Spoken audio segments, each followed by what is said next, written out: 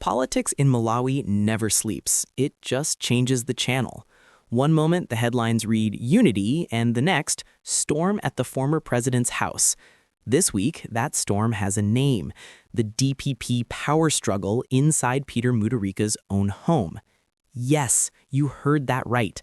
Senior Democratic Progressive Party figures reportedly gathered, confronted, and questioned their former leader under his very roof. It sounds like the start of a political thriller, except this one is written in real time, and the ending might rewrite Malawi's 2025 election story. To outsiders, it looks like family business gone wrong, but to political watchers across Africa, it's the perfect case study of how African parties wrestle with succession, loyalty, and power consolidation. What happens when the house that built the party becomes the house of fire? Today on Global Pulse NZ, we unpack 8 major revelations shaking the DPP and potentially altering the 2025 electoral map. We're not here to gossip, we're here to investigate what's happening, who's winning, who's panicking, and what it all means for the future of governance in Malawi. So, fasten your seatbelts. The tea is hot, the politics is personal, and the stakes, national. Let's start where the chaos began. Not at the rally grounds, not in Parliament, but in the unlikeliest battlefield of all, Peter Mutharika's living room. It began like any other quiet day in Mangochi's upscale hills until a convoy of vehicles wound up Mutharika's driveway. Inside those cars sat senior DPP members, men and women who once campaigned under his banner, now carrying grievances heavier than their briefcases. The agenda wasn't on paper. It was written in tension. Witnesses nearby reported raised voices, an atmosphere of accusation. Some insiders called it a courtesy call. Others whispered it was an ambush, a political intervention staged behind closed doors. Why the urgency? According to party insiders, the visit was triggered by growing fears that the DPP was fragmenting under invisible lines of succession. With Mutharika hinting at retirement, yet refusing to crown a successor, factions multiplied. Each side claimed to hold the party's real future. So instead of solving matters in the boardroom, frustration drove them straight to his doorstep. In Malawi's political culture, visiting a former president's home uninvited isn't just bold, it's borderline sacrilege. The presidency, even after term end, carries symbolic sanctity. Yet desperation has a way of rewriting protocol. These officials wanted answers face to face. No aides, no filters. For Mutharika, the optics were disastrous. Cameras captured part of the commotion from outside the gates. For his critics, it became proof that he'd lost command of his own party. For supporters, it was evidence of disrespect, seasoned politicians behaving like protesters. The irony, everyone claimed loyalty to the same banner. But in politics, loyalty without alignment is chaos in slow motion. Analysts across Lilongwe and Lusaka quickly drew parallels with other African parties where ex-leaders struggle to hand over the reins. This is the danger of personality-driven politics, one political scientist told Global Pulse. Once the person at the top hesitates, everyone below fights for the microphone. But if you thought that visit was just awkward, wait until you hear what was said inside, because the conversation reportedly turned from polite consultation to a courtroom of accusations, and the charges, betrayal, leaks, and political treason. If you thought the visit to Mutharika's home was a casual courtesy call, think again. What unfolded inside that house was less of a meeting and more of a political intervention, complete with raised voices, emotional outbursts, and accusations that could make or break Malawi's largest opposition party. According to multiple insiders who spoke on condition of anonymity, the delegation confronted the former president with allegations that senior members of the Democratic Progressive Party, DPP, were undermining the 2025 election campaign from within. The charge sheet was long. Secret meetings with rival blocs, leaking confidential strategy documents, and even deliberately sabotaging regional mobilization efforts. One faction reportedly accused another of cozying up to the ruling MCP, sleeping with the enemy, as one source put it. Others complained that certain figures were clinging to the old guard's influence to block generational renewal. It was a battle between loyalty and ambition, and no one was holding back. At one point, the discussion reportedly got so heated that aides stepped in to cool tempers. Think of it as a boardroom drama that forgot it wasn't on television. For observers, these allegations are more than gossip. They're a flashing red light. When a party starts publicly questioning its own members' loyalty, it's a sign the machinery is overheating. Analysts from both Malawi and neighboring Zambia have drawn parallels to similar implosions in ruling and opposition parties across the region. It's the same story every time. A strong founding leader, unclear succession, and factions circling like vultures around the same carcass of power. But perhaps the most telling detail came after the meeting. Hours later, unnamed sources began leaking fragments of the conversation to the media, confirming what Mutharika's team feared most, that the war wasn't just internal, it was public now. And in politics, once whispers hit the headlines, everyone starts denying, sometimes too quickly. Which brings us to the next twist, how the denials that followed only made the truth harder to hide. No Malawian political scandal is complete without a good old-fashioned round of denials, and this one delivered in style. Within 24 hours of the House incident, multiple DPP officials lined up before microphones, issuing statements that contradicted each other faster than a malfunctioning news ticker. First came the calm denial. There was no confrontation, only a private courtesy visit. Then came the defensive one. The media is sensationalizing. And finally, the irritated version. Anyone claiming chaos was not present at the meeting. But here's the kicker. Video clips started circulating online, showing convoys arriving, people arguing, and Mutharika himself visibly displeased. The contradiction between official statements and visual evidence sparked even more speculation. Political commentators didn't mince words.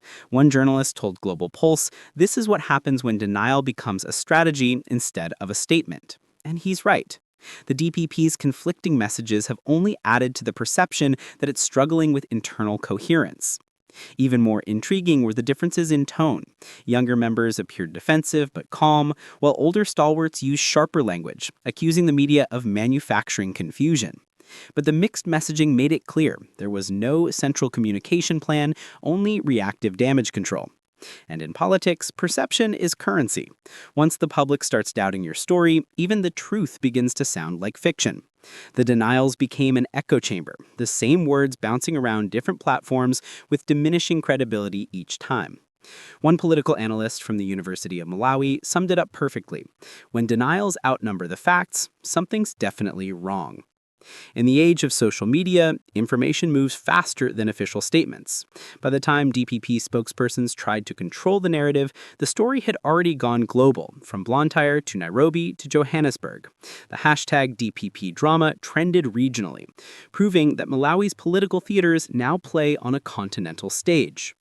But beyond the noise and the tweets lies a much deeper question.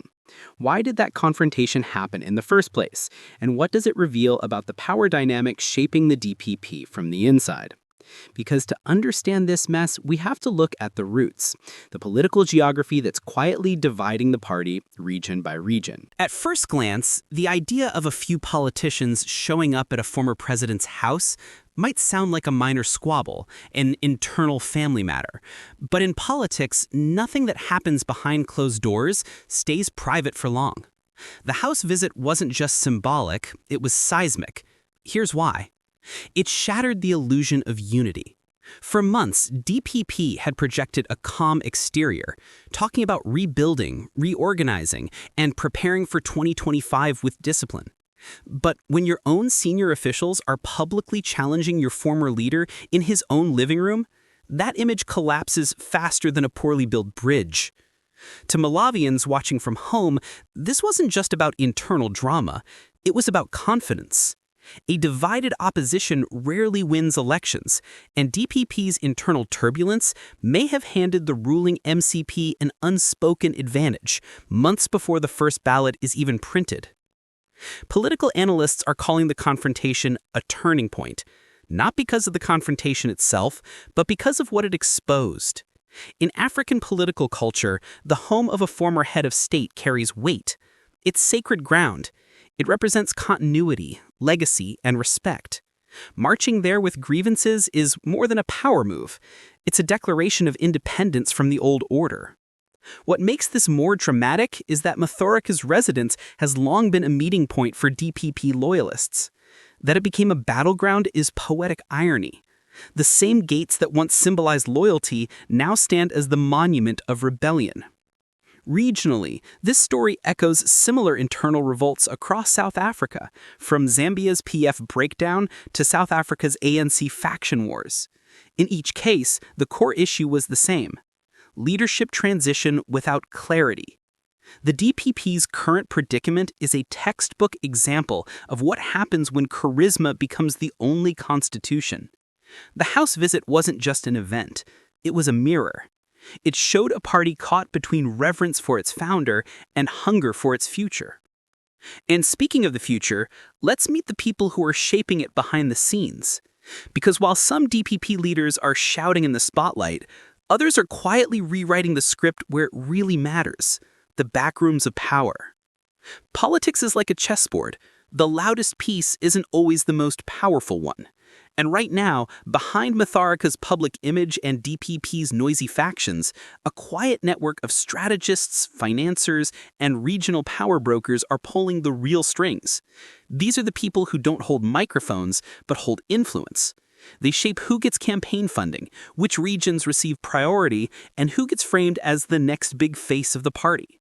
While the media focuses on Mutharika, these operatives are already planning life after him, some pushing for continuity, others for revolution. Sources inside the party mention names, not all of which can be confirmed, but the roles are clear. One group is rallying behind a generational change banner, arguing that DPP must modernize its image to appeal to younger voters. Another camp insists on preserving Mutharika's legacy, believing any deviation would fracture the base. Caught in the middle are regional heavyweights from the South and Central regions, politicians with grassroots clout who could swing entire provinces if properly courted. They're the brokers every candidate needs and the enemies no one wants. It's political poker at its finest, each side bluffing strength, hiding weakness, and waiting for the right moment to show their hand. One senior political analyst told Global Pulse News, Malawi's power struggles rarely happen in public first. They begin with small circles, quiet phone calls, and coded language. By the time it becomes news, the war is already halfway done. That's exactly what we're witnessing now.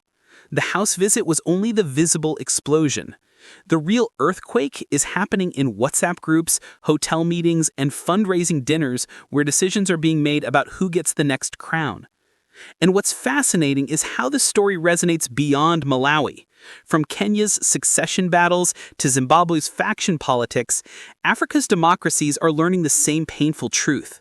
When leaders hesitate to name successors, their parties become gladiator arenas. But even gladiators need spectators. And in this case, the audience is the Malawian public, watching closely as image and loyalty collide. So the next question is simple. How is this internal battle shaping the public perception of Mutharika and his leadership? Politics, like glass, looks solid until it cracks. And right now, Peter Mutharika's once unbreakable image as the calm statesman of Malawi's opposition is starting to look a little fragile under the glare of public scrutiny. For years, Mutharika built his brand on composure, the gentleman politician who didn't shout in rallies, didn't lose his temper on live TV, and preferred quiet strategy to loud scandal. But the events at his house changed that overnight.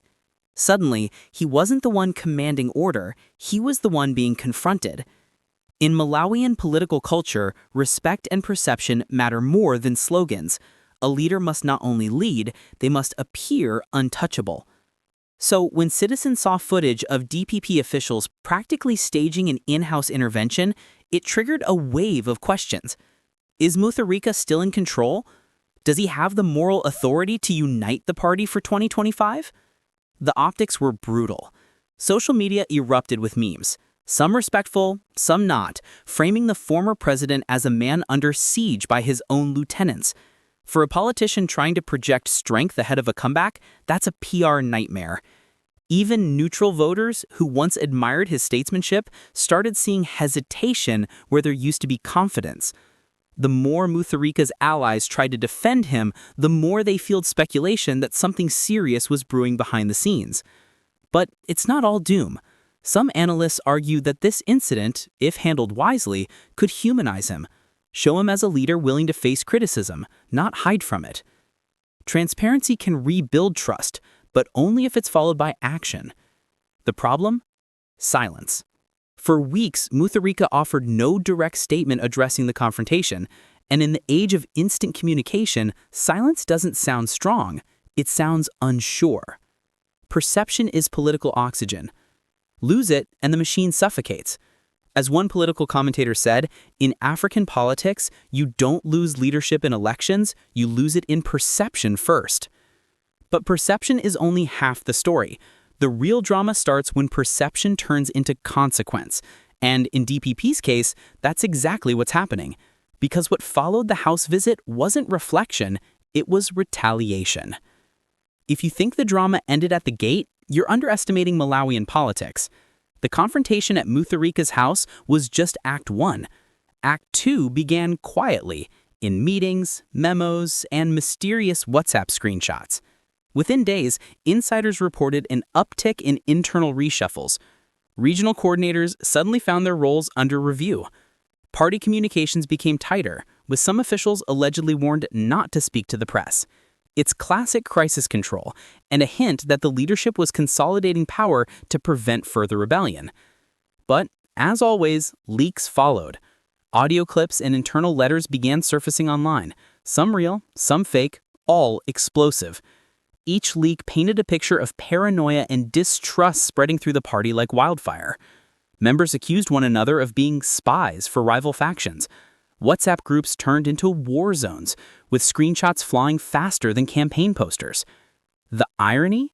These digital leaks gave the public a front-row seat to the DPP's internal chaos. The same technology meant to organize the party is now documenting its disunity in real time. And the fallout doesn't stop there. Several prominent figures who were once regulars at Mutharika's home have now gone quiet, reportedly distancing themselves to avoid being caught in the crossfire.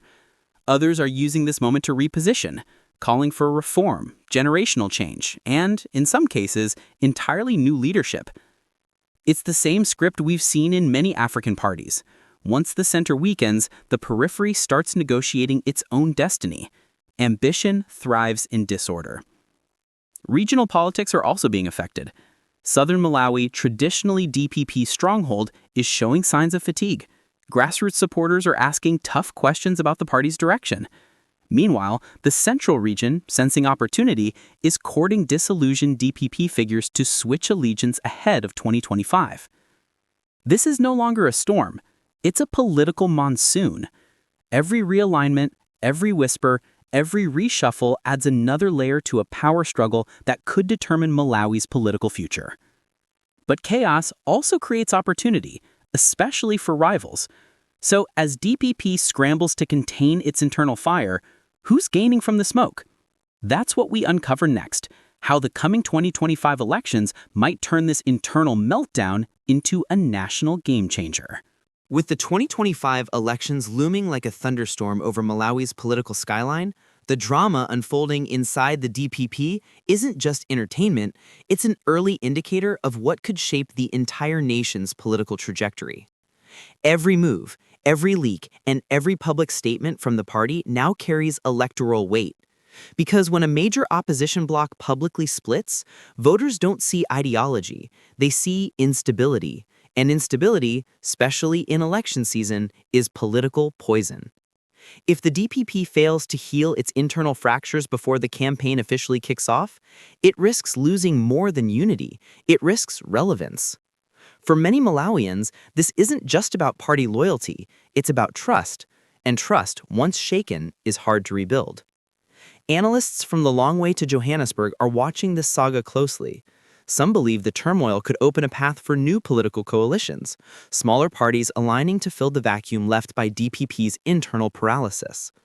Others see an opportunity for the ruling Malawi Congress Party, MCP, to solidify its advantage, presenting itself as the stable alternative in a season of opposition chaos.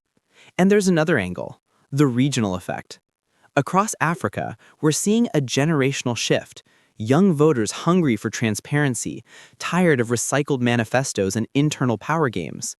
If DPP doesn't evolve, that youth demographic could drift permanently toward fresh movements or new independents who speak their language of progress and accountability. So while the internal drama at Mutharika's residence may seem like political gossip, its ripple effect could redefine Malawi's political map. This isn't just about who controls the party, it's about who controls the story. And right now, the story isn't flattering.